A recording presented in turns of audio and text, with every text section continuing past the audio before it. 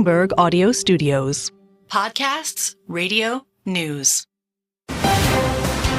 You're listening to the Bloomberg Balance of Power podcast. Catch us live weekdays at noon Eastern on Apple CarPlay and Android Auto with the Bloomberg Business app. Listen on demand wherever you get your podcasts or watch us live on YouTube.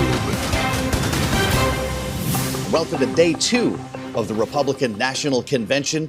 Kailey, JD Vance looming large in the hall last night, and we've got some interesting speakers, including Donald Trump's former opponent, Nikki Haley, we'll be hearing from later today. Yeah, of course, a late addition to the convention schedule. Trump extending the invitation over this past weekend in the aftermath of the attempted assassination on him in Pennsylvania on Saturday. And this, of course, comes as we're all bracing for all of the speakers, frankly, to be speaking differently than they may have before that event occurred, which is a message of unity and perhaps bringing in Nikki Haley. And I'm sure the aim is to bring in the primary voters who chose her over Donald Trump during the course of the primary campaign into the fold. Reports as well, Ron DeSantis could be speaking. This is an interesting thing to watch evolve here as the Republican Party and this RNC try to harness unity following this assassination attempt on Saturday, Kailey.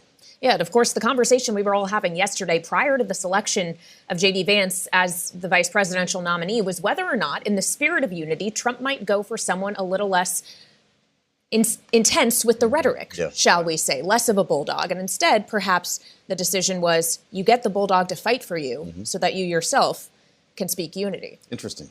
We're going to watch this unfold in real time together with Bloomberg's best, Laura Davison and Gregory Korte joining us here at the table. Welcome to day 2. It's great to have you both here. Laura, what are we in for in today's session? So tonight is the second night. The theme is all about Make America Safe Again. So last night was all about the economy. Tonight is going to be about crime, border, immigration, a lineup of speakers. Most interesting, perhaps, is Nikki Haley, this late add to the schedule. What I'm really watching for is what is the reaction in the room? When Mitch McConnell came onto the floor yesterday, he was booed. Wow. It is possible that Nikki Haley also has a chilly reception. The Republicans that are here are not necessarily her wing of the party.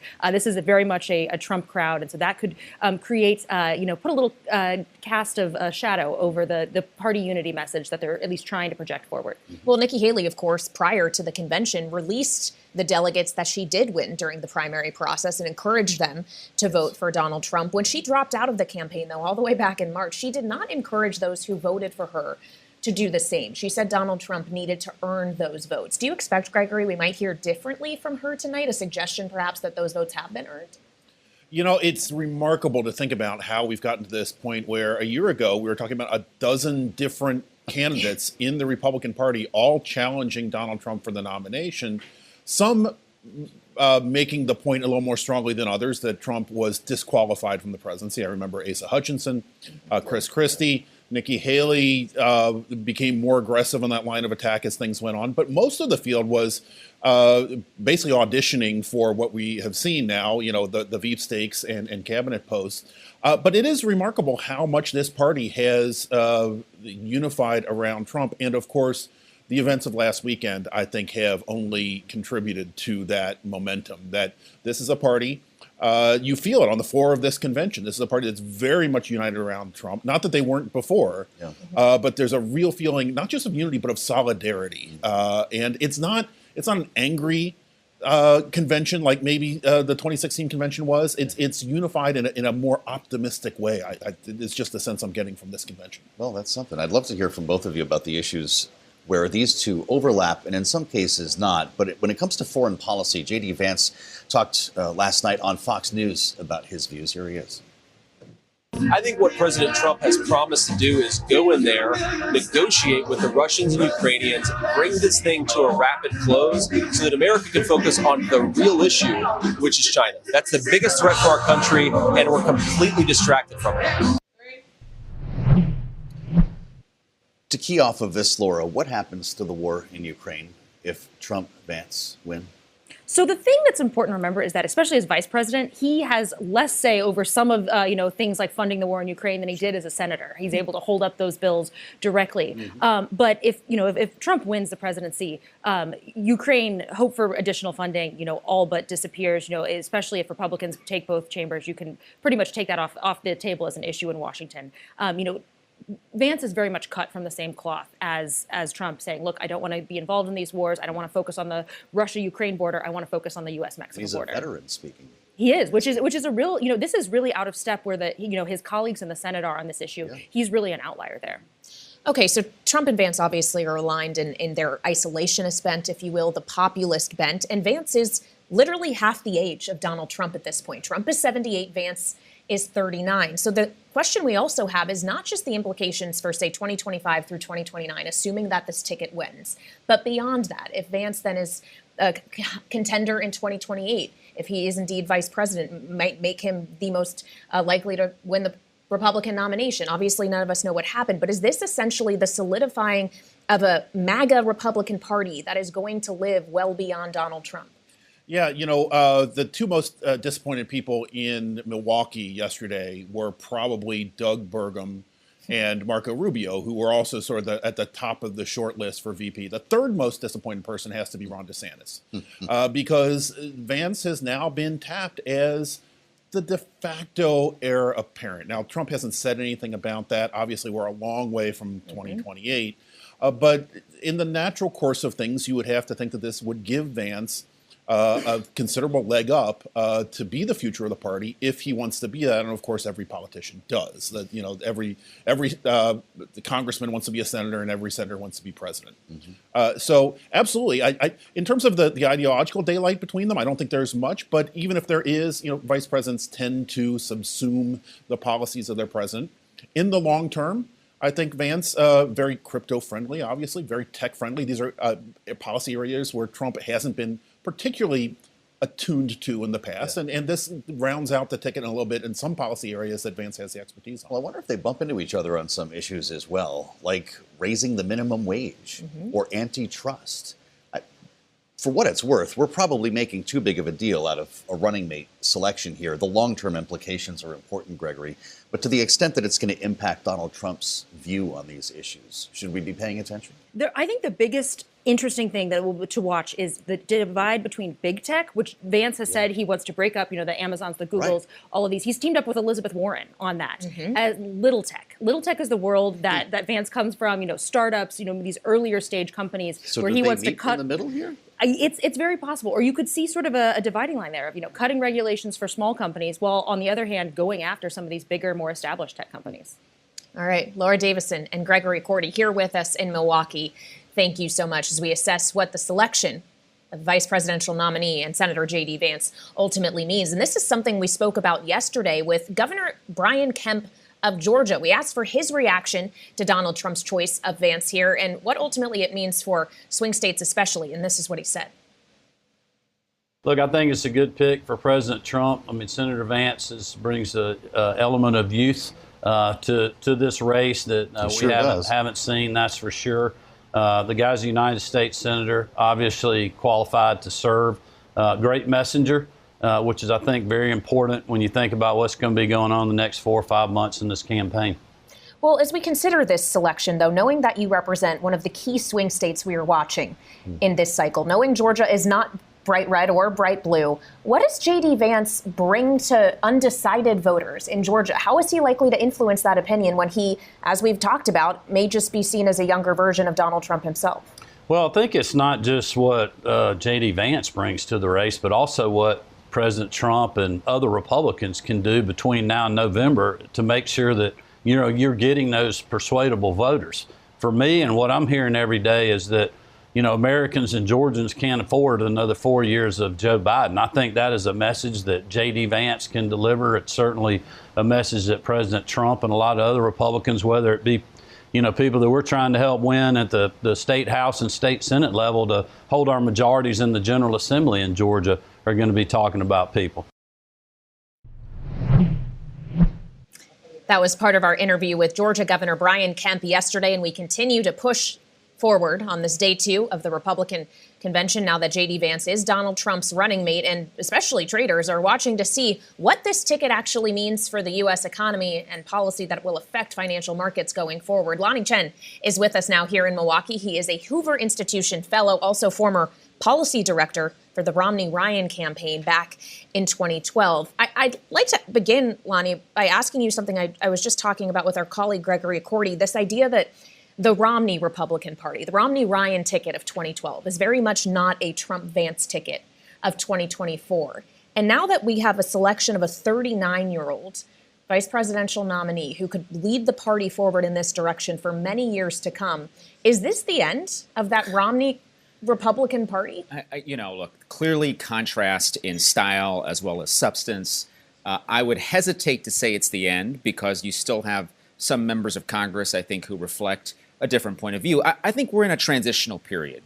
And the Republican Party has changed from being a party, country club Republicans, corporate Republicans, whatever you want to call them, to a party that's more working class and more populist, both in terms of definitionally how it transcends, how it transacts its politics, but also policy. And you're seeing the populist edges of that in this Trump-Vance ticket. So I don't necessarily think that the party of old is dead. I do think that it is a different party and it continues to become a different party. There may be a point at which that's true, but for now at least, I think there is still some influence of these more traditional points of view on the party. Well, do you worry that this economic populism, some call isolationism, is dangerous for the party, for the country?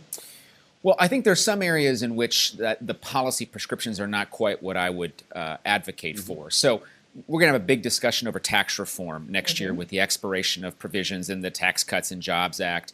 And I think there will be a very real discussion, for example, around the corporate tax rate. This is one area where I think where I think the sort of Trump-Vance view of the world, maybe more the Vance view of the world, differs from what we might expect traditional Republicans to argue for. In a large tax reform package, it would not surprise me to see the corporate tax rate move in a direction opposite than what we saw in the 2017 round of reform, just because the premium is going to be placed on individual tax reform. And given the deficit and debt posture we have, I have a really difficult time seeing that tax cut being completely unpaid for. So I do think that there are ways in which we are going to see some differences beginning to develop. Well, to the point our colleague Laura was making, when it comes to, say, the tax conversation, that ultimately is one that has to originate in Congress just to be signed by President whomever. Does JD Vance have less power to influence that as vice president than he would as a United States Senator? Oh, I don't think so at all.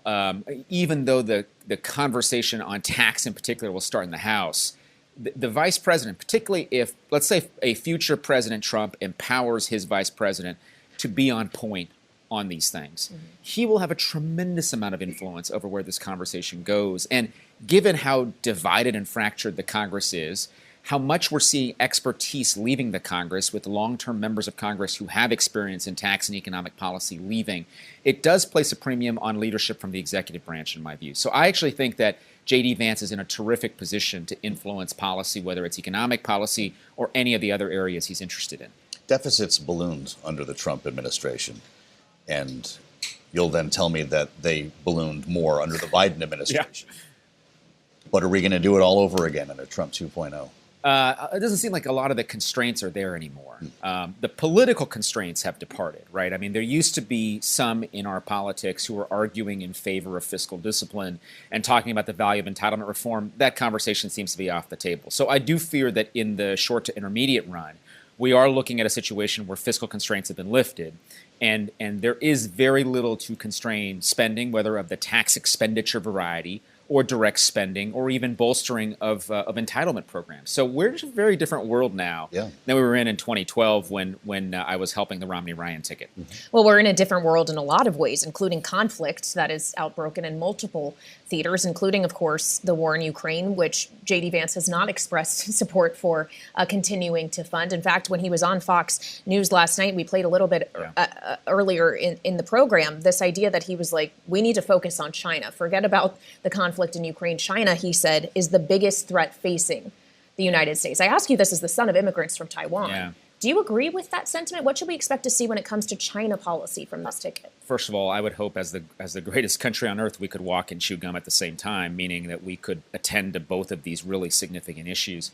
There is no question, though, Senator Vance is absolutely right, that China is the single biggest foreign policy and national security issue that we have to face over the next several years. I think if this administration continues some of the policy work we saw in the first Trump administration, we'll be in very good stead. I think one of the areas where I believe the Biden administration has really let down the American people is in having a more coherent set of strategic goals around our engagement with China or lack thereof. So I do think that what this potential Trump administration will bring, I would hope, is a more coherent perspective on where are we trying to get to with China? What's the eventual goal? And that also implicates issues like Taiwan, specifically human rights, if that's going to be an issue. And then most importantly, probably for the audience here, trade and economic issues. Nikki Haley is speaking tonight at the convention. I suspect you might be in the hall. Will she channel Mitt Romney or Donald Trump? I think she'll channel Nikki Haley. Yeah. I mean, she's managed to navigate. Where I'm going here, yeah, no, I understand. But here's the thing. She has the capacity to help unite the Republican Party. By the way, the Republican Party is the most united I've seen it in a while around candidate and former President Trump. But I think Nikki Haley has the potential to speak to maybe that small sliver that's still disaffected. But she goes beyond that. She speaks to independents. She speaks to people who haven't made a decision in this election yet. And I think she's got a tremendous ability to speak to all of the issues we've talked about. I mean, seeing her as a presidential candidate up close during that election that we've just had, she's a very skilled communicator and potentially a very great asset to the Trump-Vance ticket. Of course, she might be a little bit disappointed herself as she considers 2028 now that JD Vance has been the vice presidential a lifetime away nominee. Surely it is. And as we've learned in recent days, literally anything possible can happen. And on that note, after the attempted assassination last weekend on Donald Trump, he has said himself he is reworking the speech he will give on Thursday, that he wants to focus on unity. I guess my question to you would be, knowing and having watched Donald Trump for all these years now, do you believe that unity message can actually stick for the next 3.5 months? We'll see if it does or not. I mean, I think politicians tend to sort of go back to form pretty often and in a comfort spot. But Donald Trump's not a typical politician, right? So he very well could. He very well could. Not unusual, by the way, for a convention speech to be reworked up until the end. I mean, so it doesn't surprise me that they're still looking at what to do with it. But he has an opportunity, if he continues on this theme, to truly move the country forward, and I think to gain the support of people who may have been skeptical of him before. So I think the political opportunity is irresistible. If you think about the ways in which they might position this speech or think about what the speech can do. So I don't want to make any predictions. I'm not part of the process, but we'll see what happens. Great conversation. Thank you. Great to spend some time with you here Absolutely. at the convention. Lanhee, Chen, we thank you for being with us on Balance of Power on Bloomberg TV and radio. I'm Joe Mathieu alongside Kailey Leinz with much more to follow. Coming up, our conversation with Senator Bill Hagerty of Tennessee. It's coming up next on a special Balance of Power on Bloomberg, live from the Republican National Convention in Milwaukee. You're listening to the Bloomberg Balance of Power podcast. Catch us live weekdays at noon Eastern on Apple CarPlay and Android Auto with the Bloomberg Business app. You can also listen live on Amazon Alexa from our flagship New York station. Just say, Alexa, play Bloomberg 1130. We're here in Milwaukee, and we sat down here just moments ago with Republican Senator Bill Hagerty of Tennessee, who joined us in studio. And we started by asking him about the impact of the selection of JD Vance as the vice presidential nominee on the race. I think the business community needs to look at the overall ticket and look at the potential of what's going to happen in November. The momentum and the groundswell, and I think JD brings a tremendous amount to this. He's going to help President Trump win in November. And the policies that President Trump will implement, if the business community just looks back to President Trump's prior administration, you think about the Tax Cuts and Jobs Act, the impact on this sclerotic regulatory framework that's in place. This will give us a chance to go back in and make the United States a far more friendly business environment in general. With respect to Senator Vance's particular points of view and perspectives, I'm not going to comment on his behalf on those, and he'll consolidate all of that, I'm certain, with the president's platform going forward. But I do think that, broadly speaking, JD is going to help the president in terms of cementing support here in America. He's going to bring people together that I think it's just an incredibly brilliant pick. You think about President Trump, who has actually been such a great defender of the forgotten men and women here in America. And JD's lived the life that they've experienced. And together, I think they're going to cut across demographic groups. I think it's going to be a massively impactful pick that will help see a change in November that the business community should welcome. So Kailey's point, though, JD Vance's economic priorities include tariffs, a higher minimum wage, and antitrust, which doesn't sound like the economic policies of the grand old party. Is this the new Republican economic platform? Well, the Republican Party certainly is moving in a way that is embracing the challenges that Americans feel today. If you Is it embracing economic populism? Well, I think that's one way to phrase it. Yeah. But if you think about what Americans are experiencing, we've seen inflation that's really been through the roof. Gasoline prices, food prices up 40%, over 20%, real wages down 4%. When President Trump was in office before, every demographic sector was moving up. They were improving, blue collar better than white collar. So there's a real appetite and hunger to see that sort of success again. And I think that's exactly what you're going to see in terms of the policies that will emerge from the eventual Trump administration. Do you think that that policy, especially when it comes to things like trade and tariffs that JD Vance also has advocated for in addition to Donald Trump, essentially cements that if they were to win in November, tariffs will be higher? I think tariffs are certainly going to be on the agenda because what we have is a situation right now on a global basis where we do not have reciprocal trade. The term free trade has been misused so many times. And what we have here in America is one of the most open markets in the world. If you look at our tariff rates, certainly compared to other nations that are our trading partners. We have countries like China that don't play by the rules at all. And one of the most potent tools to deal with this is tariffs. And I fully expect that I saw it in the previous Trump administration. I worked very closely with Bob Lighthizer and his team because the same team that put the phase 1 tariffs in place on China worked closely with me on the free trade agreement that we negotiated and got executed with Japan. There are real issues there that need to be addressed. So I look forward to seeing it addressed myself. I have to note that the national debt is not mentioned in the new party platform. When we talk about tariffs, the potential inflationary impact, making the 2017 Trump tax cuts permanent, you've seen all the economic reports, and we've even talked about them right here on Bloomberg with you, Senator, that this would add an enormous amount to the federal debt. How do you square this as someone we consider to be a traditional Republican? Yeah, I have a very optimistic view about this, and I think that a lot of the CBO scoring doesn't take into account the fact that the policies, whether they be tax policies or regulatory policies that encourage capital investment, actually have the effect of growing the economy, and in a dynamic way have the effect of increasing the tax base. We saw this happen after the 2017 Tax Cuts and Jobs Act was put in place. So I see real potential to grow the economy, and I also say this, and President Trump and I have talked about this on numerous occasions. There are great opportunities to cut spending. What we have in Washington is a huge spending problem. And coming in and taking a very focused and deliberate view toward some of the waste and mismanagement that I see across the board, it's going to be a combination of factors that will be required to begin to get our debt moving in the right direction. But as that begins to happen, I think that we'll see even further economic growth as confidence comes into the system.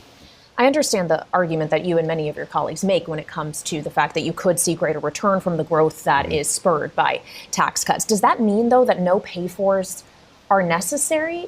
If we could just get specific about what it is that you would cut in order to offset or where this will be paid for, other than just this general idea of growth. Oh, there are plenty of places I think we could cut. Look at some of the programs that were put in place with these multi-trillion-dollar, totally partisan bills that were passed back in 2021 by the Democrats.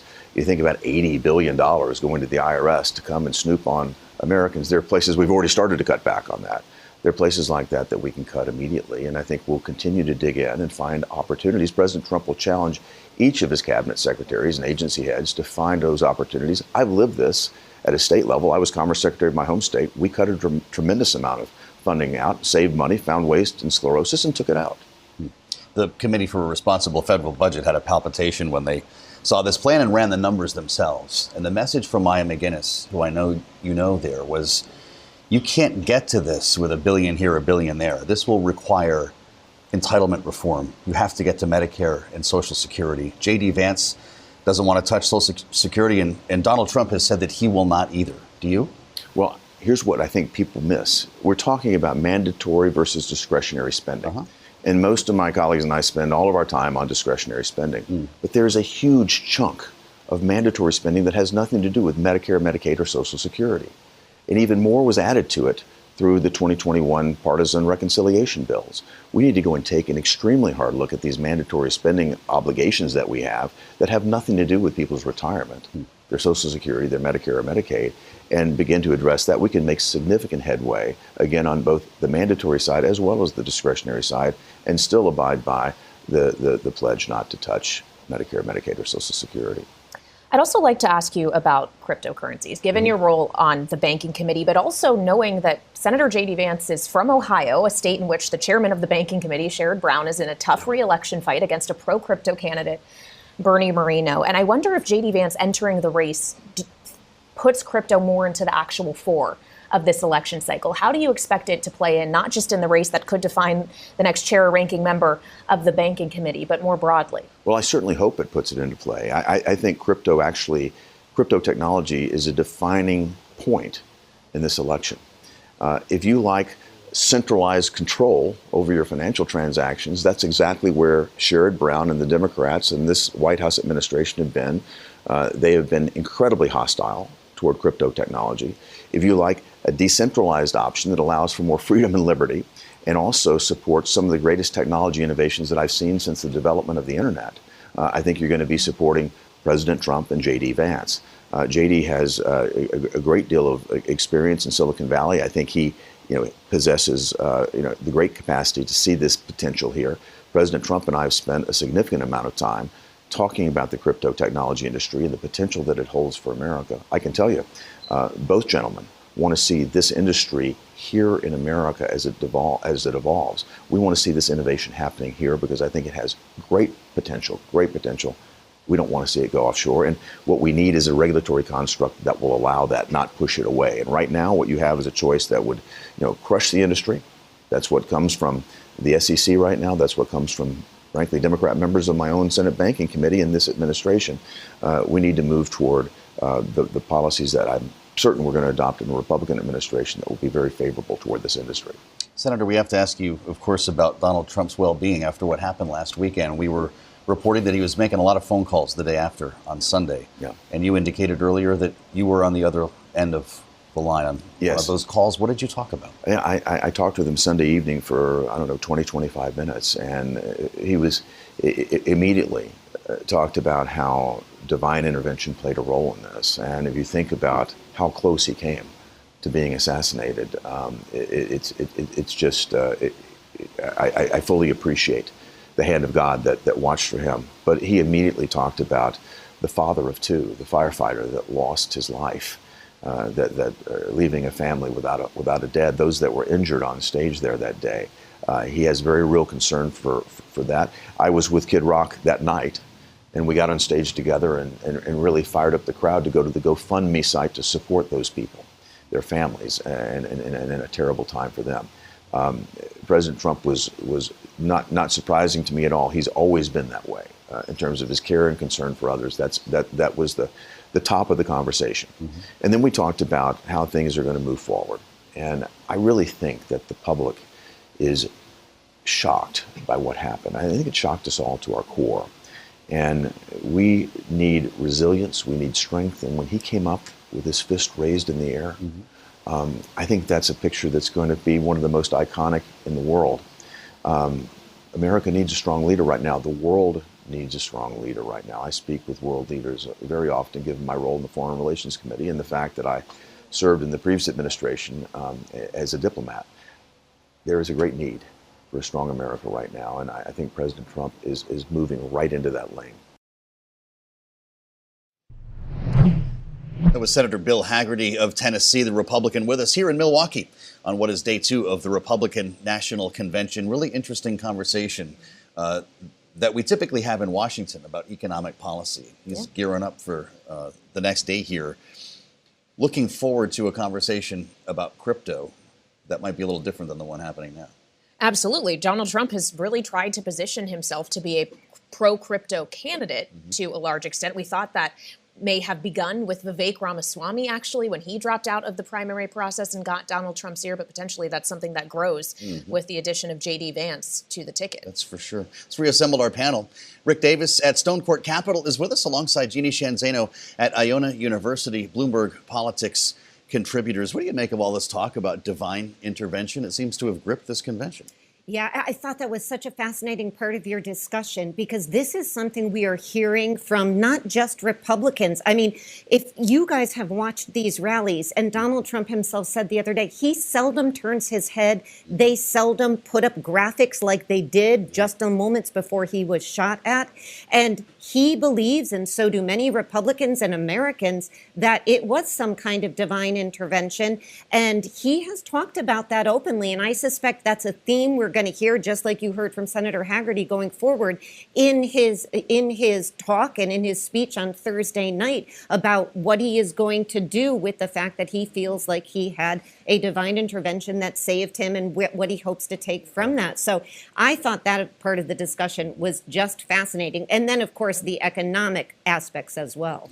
Yeah, well, just on the divine intervention idea, you heard that from the speakers last night. Congresswoman Marjorie Taylor Greene talking about the hand of God being on Donald Trump. Senator Tim Scott of South Carolina said similar things as well. But on the economic policy, to Jeanne's point, as we had the conversation with the senator, something we've continually asked is we talk about things like tariffs, which were talked about quite extensively last night, which of course was day one focused on the economy.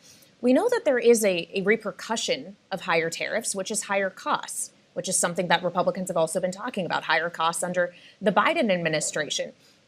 How do we think about the way that these things kind of run in a circle? And for a voter, do higher tariffs sound as good as or the idea of them sound as good as they actually will be in practice and in the reality? Is this a good message for Republicans to be running with?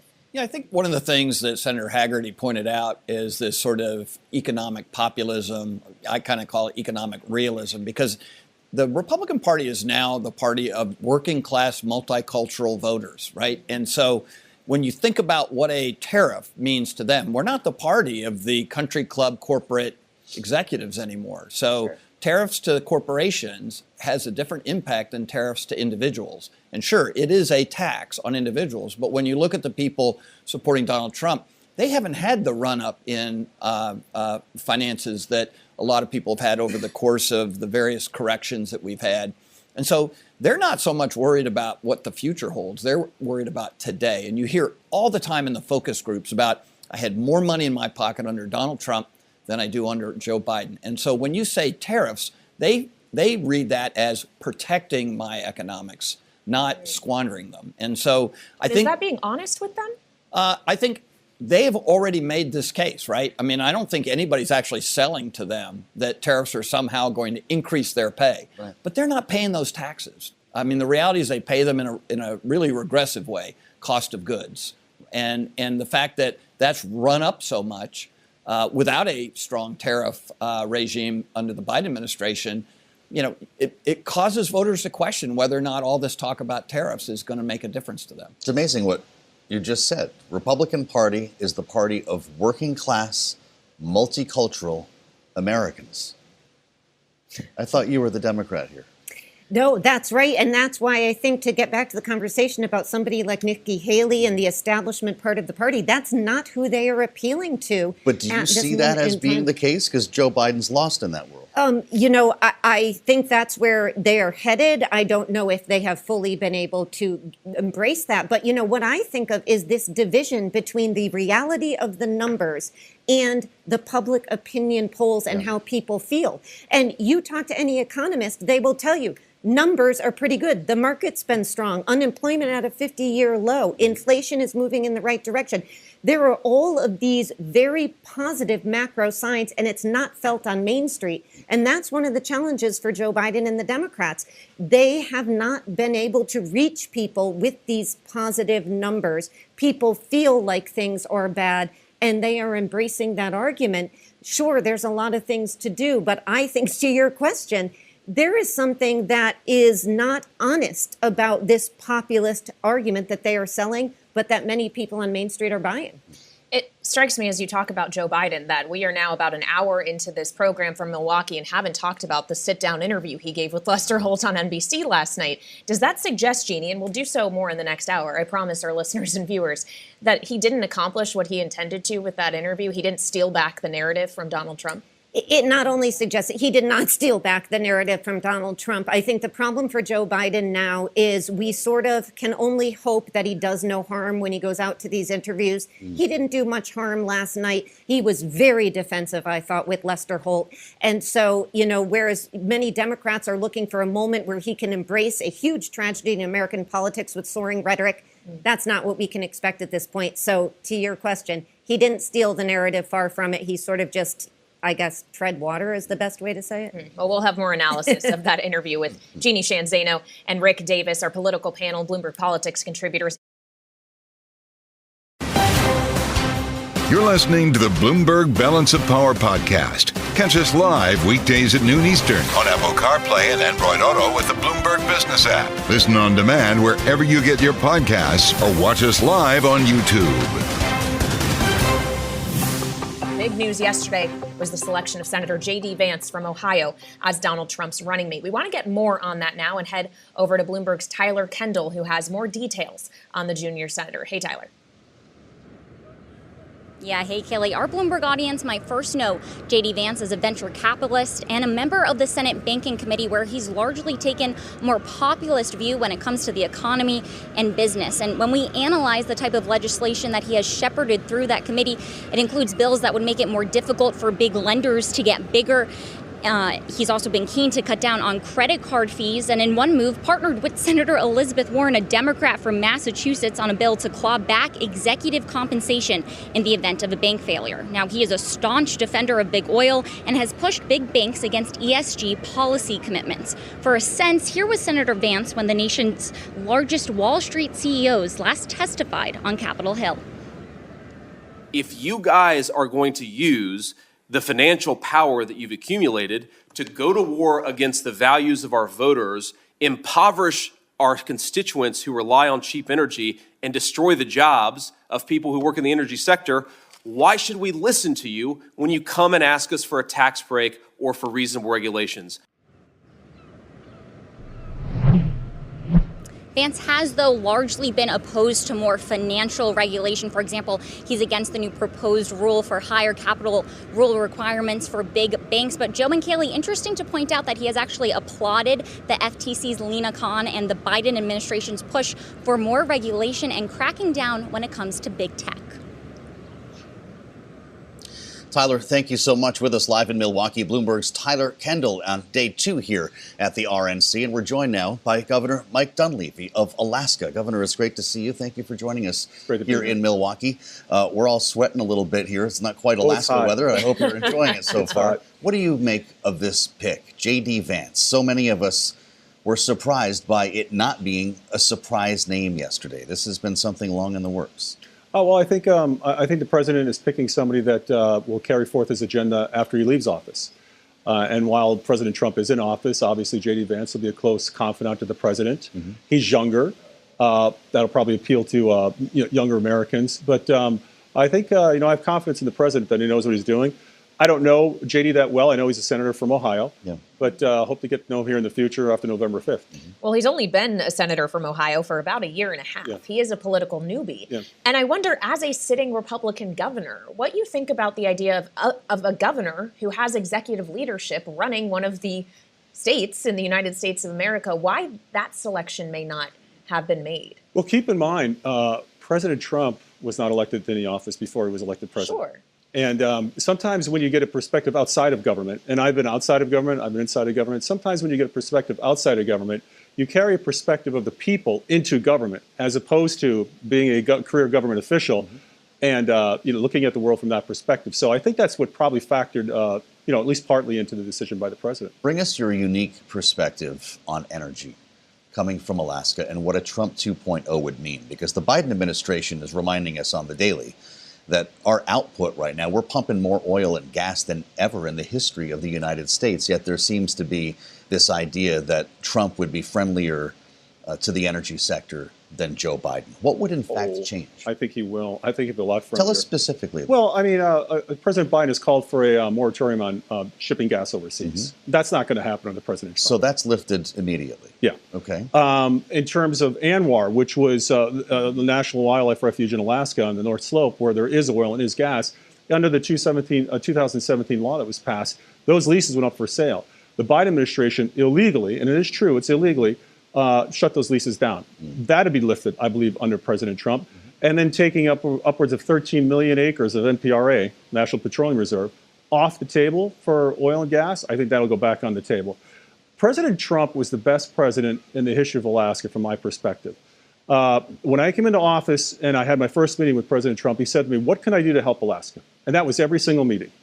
And he probably did more than any other president in the history of the state. President Biden, under his administration, there are approximately 65 actions by the federal government against Alaska, taking land off the table for oil and gas exploration, closing down the Tongass National Forest, not going through with a land exchange to help some of our indigenous people in King Cove be able to get a road out so their people don't have to fight weather with airplanes. The list goes on and on and on. But under our president that we have right now, President Biden, 65 actions. That's more actions against a state than the federal government has against places like Iran. It's incredible. If we could just continue the energy conversation for a moment longer, what we have heard a lot from Donald Trump and those close to him is this idea that it's just deregulation, unleash American energy, if you will. And he spoke a bit to that idea. But when we think about these oil and gas companies, which we're very familiar with here at Bloomberg, they have to be incentivized to actually spend their capital. Capital discipline has been the name of the game for years. It's about returning it to shareholders, not necessarily investing in new production in a world that is trying to transition to green energy. So beyond just deregulating, does more need to be done to incentivize these businesses to actually drill more in places like Alaska? If we truly deregulate, that is going to save money. You won't have to spend as much money potentially on permitting and litigation. And to the concept of transition, I really believe that that concept disappeared several months ago. With the advent of new chips from NVIDIA, the Blackwell chip, the whole AI movement, you're going to need 3 to 6 times as much energy as you have now to power those server factories. So I think it's going to be additionality, not transition. You're going to see more discussion about additionality, more wind and solar, more oil and gas, more nuclear, more any type of energy possible. And I think the locales and the countries that win the energy war in that respect are going to win the supercomputing and the AI war too. If you were the energy secretary, and you can respond to that as you want, how would you approach nuclear? This is something actually we talk about a lot on Bloomberg because of the incredible boom in data centers and AI and the massive amounts of power required. We're talking about now potentially opening data centers on the sites of nuclear power plants. Yes. What does the future hold for America and nuclear? You know, nuclear has had a troubled past, and unfortunately, some of the press it's got, I think, is unwarranted. There's probably been fewer individuals killed or died as a result of nuclear accidents than almost any other type of energy put forward in terms of accidents. But if I were the energy secretary, and we're dreaming here for a moment, I would facilitate a consortium among states, among private industry, provinces in Canada, and maybe other countries to come up with a calendar, for example, on small nukes to say, how many small nukes can we get in the hopper to permit, to design, and to get a whole industry set up behind creating new nuclear facilities across the country. I think that's one of the things that the nuclear industry wants, is they want to know if we're going to begin a process of creating a whole new industry on small nukes, do we have the commitment to actually fund those nukes, pay for those nukes, and site those nukes in various places? So I think that would be a big step. Governor, I just picked up on the words you used there. We're dreaming here. Are you saying that as another way to say we're speaking hypothetically, or because you actually do dream of being energy secretary? No. That was hypothetical. I'm just saying for the moment here. So if Donald Trump offered you that job?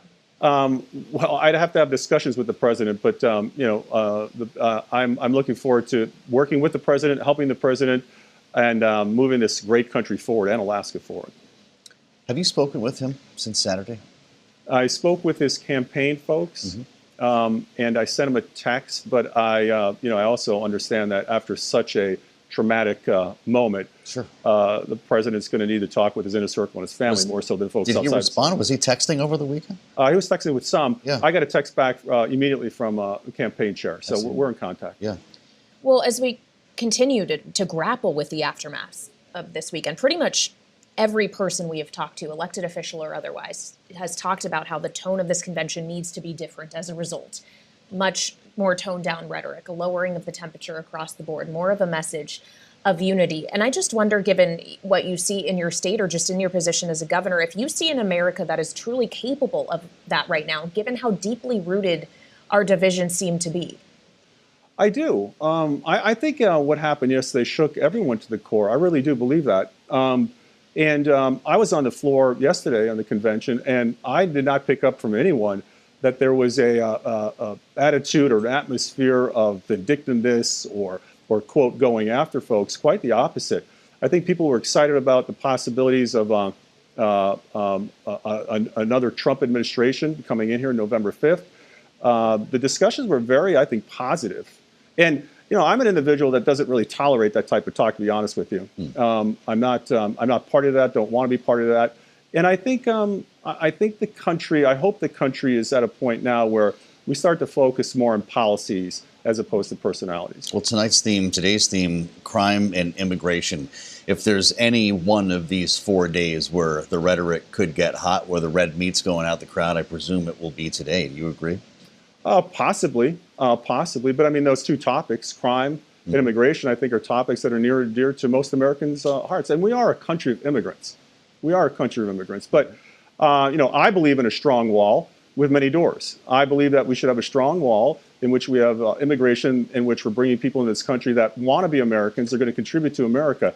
Unfettered, wide open borders, I think, is a catastrophe for any sovereign in the world, especially this country. And in terms of crime, I think over the last couple of years, we've seen our cities burn. We've seen the homeless issue escalate. I think it's problematic, and I do think a change in administration will bring changes on the ground. Well, it's interesting to hear you say this as the governor of Alaska, which is perhaps furthest removed from the southern border, at least in a physical sense, as any state can be. To what extent would you say this is the dominant thought of the people that you govern, or is it a different issue? We are far away, but unfortunately for Alaska, we've had more deaths per capita through fentanyl than any other state in the country. And that fentanyl is coming through the southern border. So just that alone, if we can somehow impact that, affect that in a positive way to reduce that flow, is going to help Alaska. It's going to help every country in the United States, probably Hawaii as well, even though Hawaii is in the middle of the Pacific. But unfettered borders doesn't help anyone. And as I mentioned, in Alaska's case, the fentanyl coming over the border hurts us as well. Is that so much a border issue, if I could ask you quickly, or is that actually a China issue at the root? Probably a combination of both. But if you have a southern border in which there are thousands and thousands and thousands of people coming over, not checked, unfettered, getting into the country, and you have cartels in Mexico, it doesn't take a genius to put two and two together that you're going to have some drug problems. It's really interesting to hear that that's a long journey from the southern border to Alaska. Talk to us about the path that it takes and the policy needed to stop this. Just it's the same way it gets to Minnesota or Maine. You can drive to Alaska. You have to go through Canada. You can fly. You can mail it. You can take it on ships. These people are very creative. As a response to this, we just passed the bill that I signed a week before I came to the convention that increased the penalties for dealing drugs that result in a death to a second-degree murder charge. Because we have to get serious about this. Everybody knows somebody that has been impacted by drugs. Everybody knows somebody that knows somebody in which they may have had a loved one that overdosed on some of these drugs and cut short of very promising lives for these people. We've got to do something about it. The border is part of that solution. Discussions with China is part of that solution as well.